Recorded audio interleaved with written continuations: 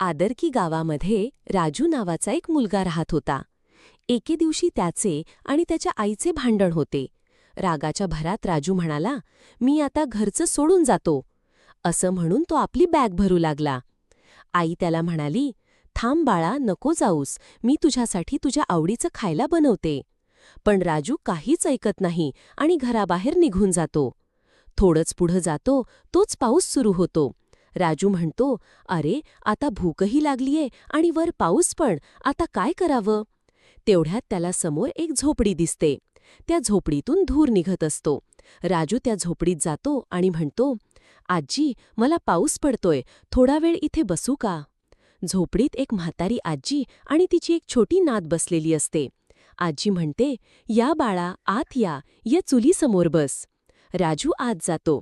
आजी चुलीवर काणवल्या बनवत असते. भुकेला राजू काय करतो, एक एक करून काणवल्या चोरून खिशात टाकायला लागतो. तेवढ्यात आजी विचारते, "बाळा, तुझं नाव काय?" राजू मनात म्हणतो, "आपण ह्या आजीच्या काणवल्या चोरतोय, हिला नाव सांगितलं तर ती आपल्याला सोडणार नाही." मग तो खोटं सांगतो, "माझं नाव कान्हा आहे." आजी म्हणते, "छान नाव आहे." राजू पुन्हा काणवली चोरतो. तेव्हा आजीची नात त्याला पाहते आणि ओरडते, "कान्हा, कान्हा, कान्हा." आजी विचारते, "हो बाळा, कान्हा हेच तर त्याचंच नाव आहे ना?" नात काय म्हणते ते कळत नाही, पण ती सतत म्हणत असते, "कान्हा, कान्हा." आजी पुन्हा म्हणते, "हो बाळा, त्याचं नाव तर कान्हाच आहे." तोपर्यंत पाऊस थांबतो. राजू म्हणतो, "आजी, मी निघतो." आजी म्हणते, "चाल बाळा, जसं वाटतं तसं कर." राजू तिथून निघतो आणि घरी जातो. आजी झोपडीत परत जाते आणि पाहते की टोपलीतील काणवल्या गायब आहेत.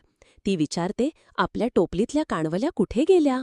तेव्हा नाथ म्हणते, "तुला मी म्हणत होते ना कान्हा कान्हा, पण तू ऐकलंच नाहीस." आजी हसून म्हणते, "मला वाटलं तू त्याचं नाव सांगतेस."